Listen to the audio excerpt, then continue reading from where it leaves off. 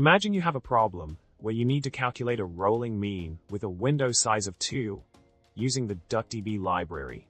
The issue you encounter is that duckdb doesn't natively support a minimum number of periods for the rolling mean, similar to what Professource does.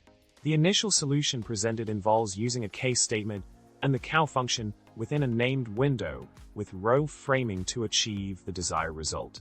By checking the cal within the rolling window and conditionally applying the mean calculation, you can replicate the behavior of having a minimum of 2 periods for the rolling mean. This approach ensures that the rolling mean is only calculated when there are enough data points in the window. In summary, to replicate the behavior of a rolling mean with a minimum number of periods in duckdb, you can utilize a case statement along with the cal function within a named window and row framing. This allows you to conditionally calculate the rolling mean based on the number of data points in the window. By implementing this approach, you can achieve results similar to what you would get with the min_periods parameter in Professource.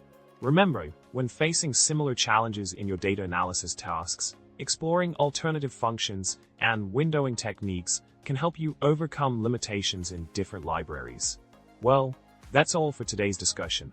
If you found this content helpful, don't forget to subscribe, like the video, and leave a comment below. Until next time, happy coding